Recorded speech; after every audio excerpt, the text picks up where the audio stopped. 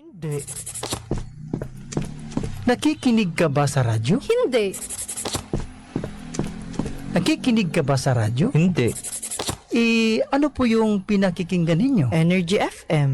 Energy FM? Energy FM. Istasyon sa radyo yun ah. Huwag mong sabihing radyo! Sabihin mo, energy! Energy!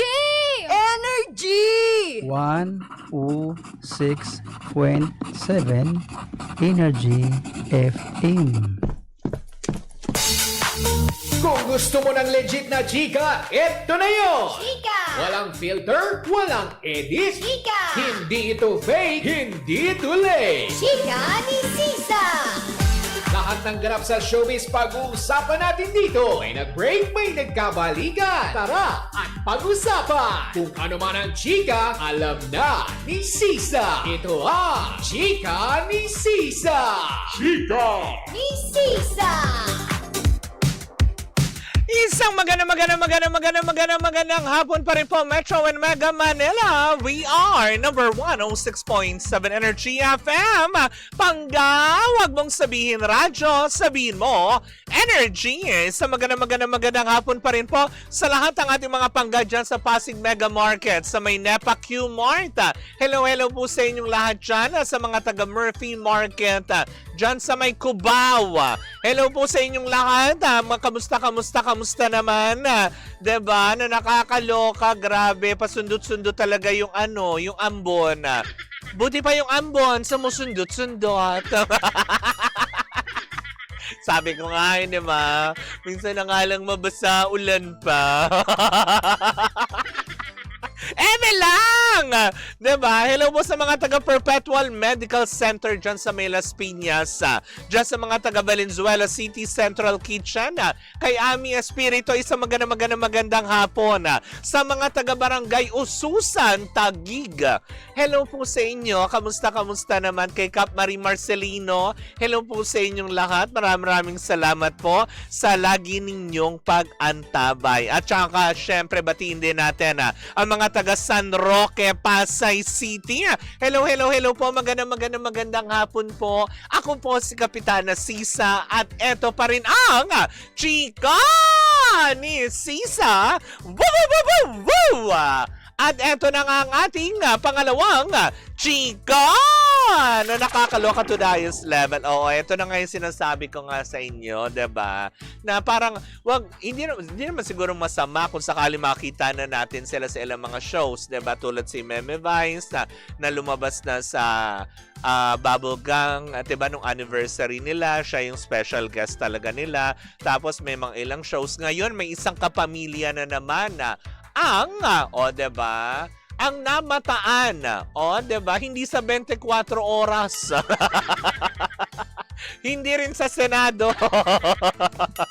Sa ilang shows ng Kapuso Network. Ito nga yung sinasabi natin. Dahil last weekend, diba? Isang kapamilya star na naman ang napabilang sa mga shows na ipinalabas sa Kapuso Network tulad ng Wish Ko Lang at Magpakailanman na siya ay walang iba yung tinutukoy ko na kapamilya star na nakita, diba?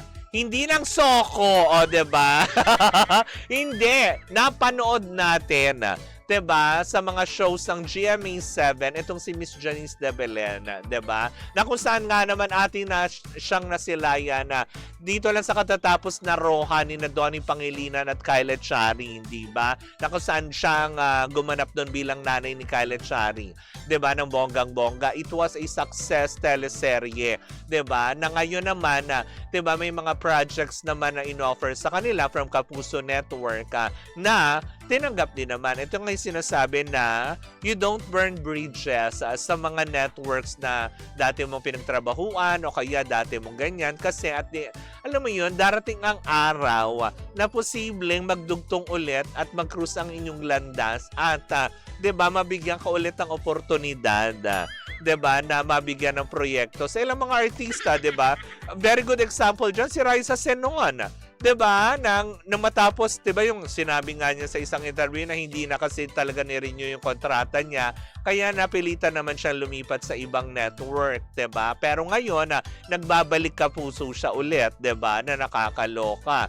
Tapos parang katulad din yung ibang mga artista na ngayon may laya na makapagtrabaho, hindi lang sa Kapuso kundi sa Kapatid Network din, 'di ba?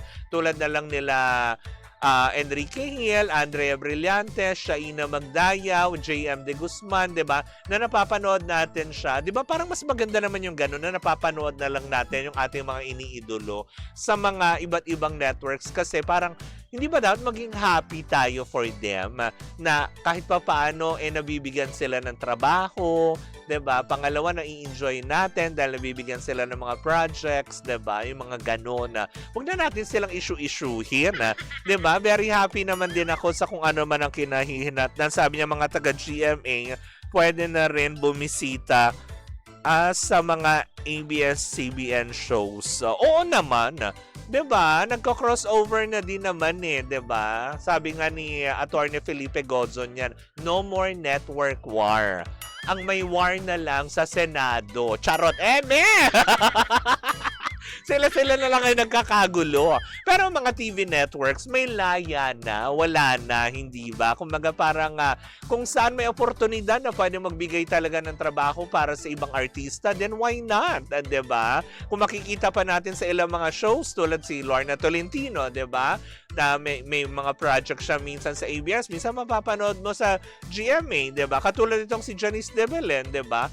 2 shows in a row, diba? Last weekend, wish ko lang magpakailanman, diba? Na napanood natin. Sobrang bibihira yun, Usually, minsan, isang projects lang ang binibigay, pero si Miss Janice De Belen, dahil kilala naman natin siya talagang bukod sa pagiging kanyang maging magaling na actress, diba? Ay isa rin sa may pinakamagandang mukha sa showbiz industry. Tama, diba? Na nakakaloka. Kaya nga naman, dun sa mga nangiintriga, hayaan na lang natin. Tsaka isa pa, dun sa mga may ayaw dun sa ibang network, diba? May laya din naman po kayong pumili kung saan nyo gustong manood. 'Di ba? Hindi naman 'to yung pinipilit na panoorin nyo sila kung ayaw nyo. Hindi yung magko-comment pa tayo na, ay hindi, wala, lumipat sila dyan, wala, malalaos na sila. Walang ganon.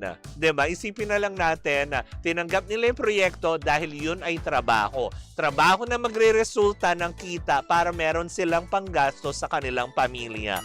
Tama?